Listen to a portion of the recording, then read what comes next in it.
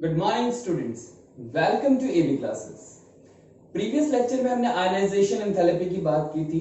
अगर अभी तक आपने वो लेक्चर नहीं देखा है तो आपके डिस्क्रिप्शन बॉक्स में उसका लिंक दे रखा है, आप वहां जाके चेक कर सकते हैं। तो आज का जो हमारा टॉपिक है वो है इलेक्ट्रॉन एफिनिटी। ठीक है, इसको हम इलेक्ट्रॉन गेन एंथैल्पी भी बोलते हैं। इलेक्ट्रॉन गेन एंथैल्पी क्या होती है? Minimum amount of energy which is released during addition of electron in isolated neutral atom. ठीक है, कि जब आपने एक आइसोलेटेड एटम के अंदर किसी एक इलेक्ट्रॉन को ऐड करना है, उस टाइम के ऊपर जो एनर्जी रिलीज होगी उसको हम क्या कहते हैं? इलेक्ट्रॉन एफिनिटी कहते हैं। जो टोटल एनर्जी चेंज है पूरी प्रोसेस का, उसको आप क्या कहते हो? Ionisation enthalpy. ठीक है, जब आपने पहला इलेक्ट्रॉन किसी एक न्यूट्रल एटम के अंदर ऐड करना है, ठीक है, तो उस टाइम के ऊपर जो एंथैल्पी की वैल्यू होती है वो हमेशा क्या आती है? नेगेटिव। ठीक है, एंथैल्पी नेगेटिव होने का मतलब क्या होता है? आपकी जो प्रोसेस है वो कैसी प्रोसेस रहेगी उस टाइम के ऊपर? Exothermic process. एक छोटा सा एग्जांपल लेते हैं स्टूडेंट। ठीक है, फॉर एग्जांपल मेरे पास यहाँ पे एक क्लोरीन एटम है। ठीक है, इस क्लोरीन में मुझे क्या है? एक इलेक्ट्रॉन को ऐड करना है। ठीक है, और मेरे पास क्या बन जाएगा? Chlorine anion. ठीक है, तो जैसा कि आपको पहले से पता है इलेक्ट्रॉनिक डिस्ट्रीब्यूशन के बारे में कि फर्स्ट शेल में हमारे पास कितने इलेक्ट्रॉन्स आते हैं? 2 इलेक्ट्रॉन्स। सेकंड शेल में 8 इलेक्ट्रॉन्स। अब थर्ड शेल के लिए हमारे पास कितने इलेक्ट्रॉन्स रह गए? 7। ठीक है, तो अकॉर्डिंग टू ऑक्टेट रूल हमारे पास कितने इलेक्ट्रॉन होने चाहिए? 8 इलेक्ट्रॉन होने चाहिए, ताकि आपका जो एटम है वो क्या हो सके? स्टेबल हो सके। ठीक है, तो ये खुद को स्टेबलाइज करने के लिए क्या करता है? एक इलेक्ट्रॉन को गेन कर लेता है। ठीक है, ये हमारे पास एक फ्री इलेक्ट्रॉन है, ये हमने कहां ऐड करना है? इसके आउटर मोस्ट वैलेंस शेल में। ठीक है, जब ये इलेक्ट्रॉन यहां पे ऐड होगा, ठीक है, उस टाइम के ऊपर जो एक अमाउंट ऑफ एनर्जी रिलीज होगी उसको हम क्या कहते हैं? Electron gain enthalpy. ठीक है, तो जब आपने फर्स्ट इलेक्ट्रॉन को ऐड करना है उस टाइम के ऊपर एंथैल्पी की वैल्यू क्या आती है? हमेशा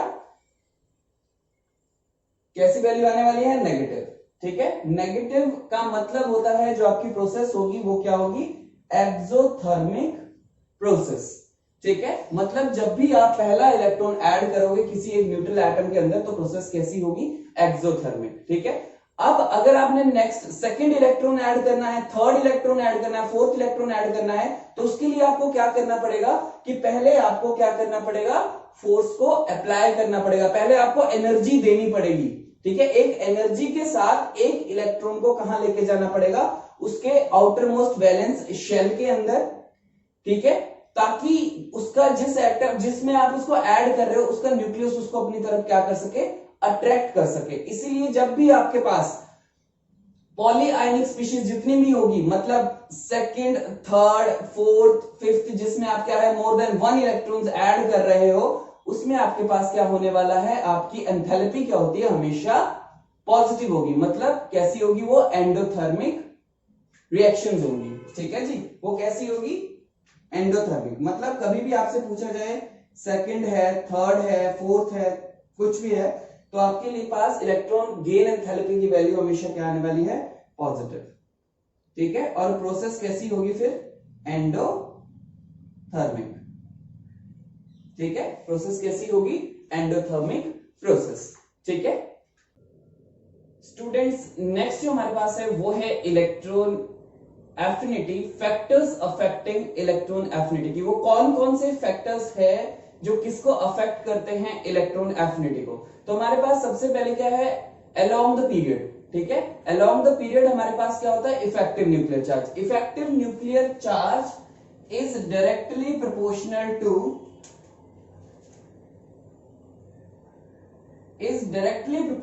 टू इलेक्ट्रॉनिक एफिनिटी।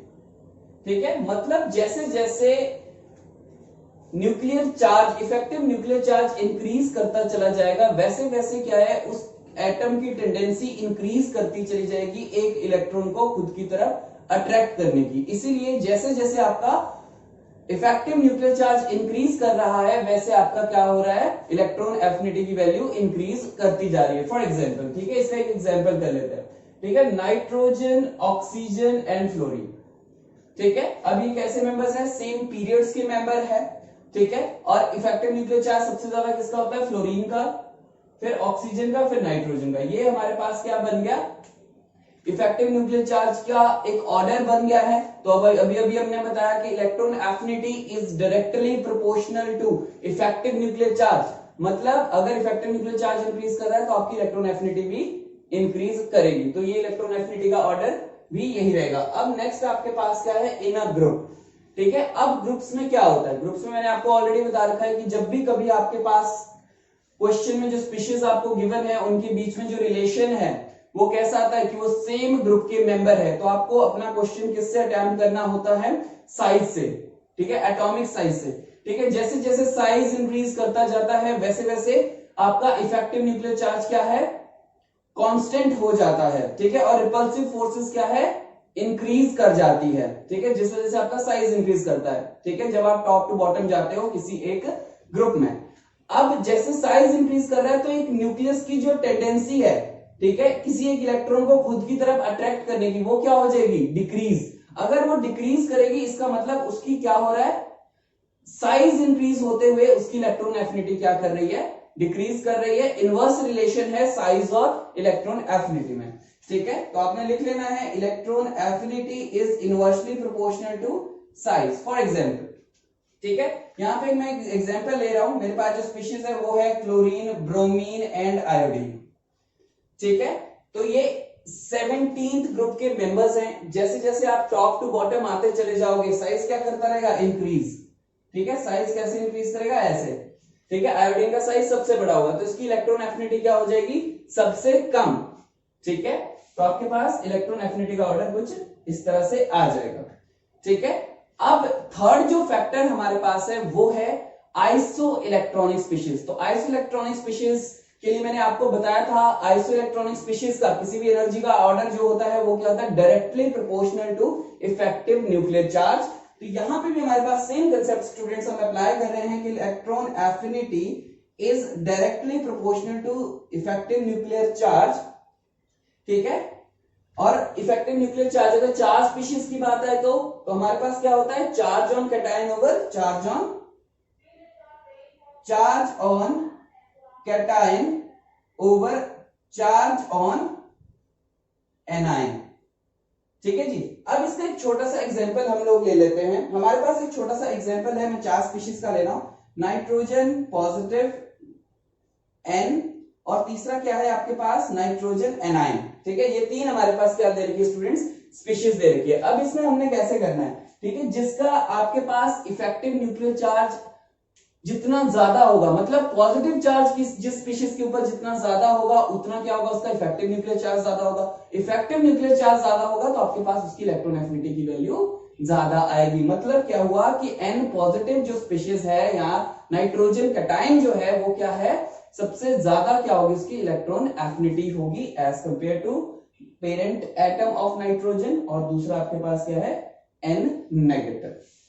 ठीक है जी, ये हमारे पास क्या थे? 3 फैक्टर है जो अफेक्ट कर रहे हैं। अब जो फोर्थ हमारे पास जो फैक्टर है वो है आपका इलेक्ट्रॉनिक कॉन्फ़िगरेशन। ठीक है स्टूडेंट्स, ये फैक्टर जो है ये बहुत ज्यादा इंपॉर्टेंट फैक्टर है। पहले इसके बारे में थोड़ा सा ध्यान से समझ लेना। ठीक है, सबसे पहले मैंने पॉइंट लिख रखा है कि Np2 की इलेक्ट्रॉन एफिनिटी क्या होती है? ज्यादा होती है Np3 से। ठीक है, रीजन यहां पे क्या आएगा? ठीक है, Np2 क्या है? Np3 half field stable configuration है। तो Np2 अगर एक इलेक्ट्रॉन को गेन कर लेता है तो वो कौन सी इलेक्ट्रॉनिक कॉन्फ़िगरेशन एक्वायर कर लेता है? Np3 वाली।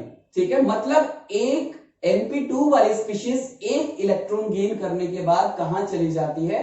हाफ फील्ड स्टेबल वो हो जाती है, इसलिए उनकी इलेक्ट्रॉन एफिनिटी की वैल्यू क्या होती है? ज्यादा होती है एज कंपेयर टू Np3। ठीक है, यहां पे एक एग्जांपल ले लेते हैं। फॉर एग्जांपल हमारे पास जो पहला एग्जांपल है वो है कार्बन का। कार्बन की जो इलेक्ट्रॉन एफिनिटी होती है ऑलवेज ग्रेटर देन नाइट्रोजन, और जो आपके पास सिलिकॉन है उसकी जो आपके पास इलेक्ट्रॉन एफिनिटी होती है ऑलवेज ग्रेटर देन फास्फोरस। ठीक है, तो ये हमारे पास आ गया। अब सेकंड जो हमारे पास फैक्टर है वो है कि ns की ऑलवेज ग्रेटर एफिनिटी होती है एज कंपेयर टू np1। उसका रीजन ये है कि s में एक ऑर्बिटल होता है और मैक्सिमम 2 इलेक्ट्रॉन आते हैं स्टूडेंट्स। तो एक इलेक्ट्रॉन गेन करने के बाद आपके पास क्या है, ns1 किस में कन्वर्ट हो जाएगा, ns2 में, मतलब वो अपना ड्यूप्लेट कंप्लीट कर लेगा। अब अगर उसका ड्यूप्लेट कंप्लीट हो जाएगा तो वो क्या हो जाएगा, ज्यादा स्टेबल हो जाएगा, इसीलिए उसकी जो इलेक्ट्रॉन एफिनिटी की वैल्यू है वो क्या होती है, ज्यादा होती है np1 से। ठीक है, तो इसका एग्जांपल आप ले लीजिए। ठीक है, मतलब लिथियम की हमेशा ज्यादा होगी बोरॉन से, ठीक है, और सोडियम की इलेक्ट्रॉन एफिनिटी हमेशा ज्यादा होगी किससे, एल्यूमिनियम से। ठीक है जी। अब यहाँ पे एक थर्ड पॉइंट और रहता है। ठीक है, अगर आपसे पूछा जाए कि सबसे ज्यादा हायर वैल्यूज, ठीक है, या सबसे ज्यादा लोअर वैल्यूज किसके लिए आती है इलेक्ट्रॉन एफिनिटी की, तो हमारे पास जो नोबल गैसेस होती है वो कैसी होती है, एटॉमिक स्टेट में ही स्टेबल होती है due to its completely filled electronic configuration. तो उसको किसी भी इलेक्ट्रॉन की स्टूडेंट्स जरूरत नहीं है, इसीलिए उसको क्या है, उसकी जो इलेक्ट्रॉन एफिनिटी होती है वो क्या होती है, बहुत ज्यादा कम होती है। ठीक है, तो सबसे ज्यादा अगर आपसे पूछा जाए कि पीरियड्स में सबसे कम इलेक्ट्रॉन एफिनिटी किसकी होती है, तो आपके पास क्या होगा, इनर्ट गैसेस। ठीक है, और फिर इनर्ट गैसेस से थोड़ी सी ज्यादा इलेक्ट्रॉन एफिनिटी किसकी होती है, फिर होती है हमारे पास जिन स्पीशीज का ड्यूप्लेट कंप्लीट होता है। अब ड्यूप्लेट किसका कंप्लीट होता है, जो जनरली आपके पास ns2 कॉन्फ़िगरेशन शो करता है। ठीक है, जैसे आपके पास कौन सा हो गया, बेरिलियम हो गया, मैग्नीशियम हो गया। ठीक है, और उसके बाद नेक्स्ट कौन सा आता है आपके पास, half filled stable electronic configuration. ठीक है, हमारे पास फिर क्या आता है, half filled stable electronic configuration, और फिर आपके पास क्या है, इनकम्प्लीटली फिल्ड इलेक्ट्रॉनिक कॉन्फ़िगरेशन, जो कि आप पढ़ते आ रहे हो। इसमें इनकम्प्लीटली फिल्ड में आपका वही लगेगा, जैसे जैसे आपका इफेक्टिव न्यूक्लियर चार्ज इंक्रीज कर रहा है आपकी इलेक्ट्रॉन एफिनिटी की वैल्यू इंक्रीज करती चली जाएगी। लेकिन ये वाला जो ऑर्डर होता है ये सिर्फ आपके लिए किसके लिए एप्लीकेबल है, only applicable for second period elements. ठीक है जी, एक एग्जांपल हम ले लेते हैं। ठीक है, हम एक एग्जांपल यहाँ पे डिस्कस कर रहे हैं सेकंड पीरियड के एलिमेंट्स का। मेरे पास एलिमेंट्स कौन कौन से हैं, lithium, beryllium, boron, carbon, nitrogen, oxygen, fluorine and neon. ठीक है जी, ये हमारे पास क्या है, कुछ एलिमेंट्स है सेकंड पीरियड के। ठीक है, तो अब एक चीज तो स्टूडेंट्स आपको बहुत अच्छे से पता है, ठीक है, कि जो आपके पास नियॉन है वो क्या है, नोबल गैस है। नोबल गैस की इलेक्ट्रॉन एफिनिटी क्या होगी, सबसे कम होगी। तो हम यही चीज इसमें अप्लाई करेंगे कि सबसे कम किसकी होगी जी, सीधा सीधा हमने लिख लिया, सबसे कम नियॉन की। ठीक है, फिर सेकंड जिसका ड्यूप्लेट कंप्लीट हो, ड्यूप्लेट किसका कंप्लीट है, बेरिलियम का। ठीक है, फिर हमारे पास आ गया बेरिलियम। ठीक है, अब नेक्स्ट आपके पास क्या आ जाता है, नेक्स्ट हमारे पास क्या है, half filled stable configuration. Half filled stable configuration किसकी स्टूडेंट्स, नाइट्रोजन की। ठीक है, अब जो बाकी की जो स्पीशीज है, अब इसमें हमने क्या कर लेना है, जो आपको एक्सेप्शंस मैंने लिख रखी है, फोर्थ जो फैक्टर है वो अप्लाई कर लीजिए। ठीक है, अगर ऐसे आपको अभी तक प्रॉब्लम आ रही है तो आपके पास एक सिंपल वे है जिसकी वजह से आपके जो एरर के चांसेस है वो बिल्कुल कम हो जाते हैं। वो क्या है, इनकी कॉन्फ़िगरेशन लिख लेना। ये आपके पास 2s1 है, ये आपके पास 2s2 है, ये आपके पास 2p1 है, ये 2p2 है, 2p3, 2p4, 2p5 and 2p6। तो अभी अभी मैंने आपको एक चीज बताई, यहां तक हम आ गए। अब आपने क्या करना है, यहां से आ जाइए। लिथियम की ज्यादा होगी किससे, बोरॉन से। ठीक है, क्योंकि लिथियम एक इलेक्ट्रॉन गेन करने के बाद अपना ड्यूप्लेट कंप्लीट कर लेता है। ठीक है, तो यहां पे आपके पास कौन आ गया, फिर बोरॉन आ गया। बोरॉन के बाद कौन आ जाएगा यहाँ पे, लिथियम। ठीक है, बाकी कार्बन ये सेकंड एक्सेप्शन लगाने की जरूरत है ही नहीं, क्योंकि ऑलरेडी आपका नाइट्रोजन पीछे आ चुका है। ठीक है, फिर उसके बाद नेक्स्ट पे आ जाइए। फिर आपके पास आ गया कार्बन, कार्बन के बाद ऑक्सीजन, ऑक्सीजन के बाद फ्लोरीन। ये आ गया आपका सेकंड पीरियड का केस। ठीक है, लेकिन अगर थर्ड पीरियड में कभी पूछा जाए तो थर्ड पीरियड के लिए जो हमारे पास हाफ, जो आपके पास np3 है, ठीक है, उसकी किससे कम होती है, सिर्फ np2 से कम होती है। ठीक है, बस यहां पे इसको एक्सचेंज करना है। फॉर एग्जांपल, ठीक है, मैंने यहां पे थर्ड पीरियड के एलिमेंट्स लिख लिए। मेरे पास क्या है, sodium, magnesium, aluminium, silicon, phosphorus, sulphur, chlorine and argon. ठीक है, तो आर्गन हमारे पास क्या होती है, नोबल गैस, ये आपको बहुत अच्छे से पता है। ठीक है, तो आर्गन की क्या हो जाएगी, इलेक्ट्रॉनिक एफिनिटी सबसे कम, फिर ड्यूप्लेट किसका कंप्लीट है, मैग्नीशियम का। ठीक है, अब आपने हाफ फील्ड को पीछे नहीं लेके आना है स्टूडेंट, जैसे हमने सेकंड पीरियड में लाया था। सेकंड पीरियड में हमने इसको क्यों पीछे लेके आए थे, क्योंकि जो पी सबशेल होता है वो सेकंड पीरियड का लास्ट सबशेल होता है।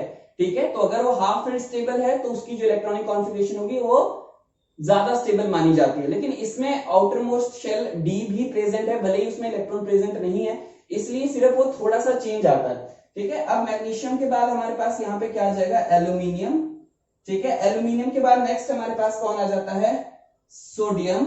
सोडियम के बाद आपने यहाँ पे चेंज कर लेना है, सोडियम के बाद आ जाएगा आपके पास फॉस्फोरस, फॉस्फोरस के बाद आ जाएगा सिलिकन, सिलिकन के बाद सल्फर, और सबसे ज्यादा इलेक्ट्रॉनिक एफिनिटी क्लोरीन की। तो ये हमारे पास एक ऑर्डर बन गया है थर्ड पीरियड के एलिमेंट्स का इलेक्ट्रॉन एफिनिटी के लिए।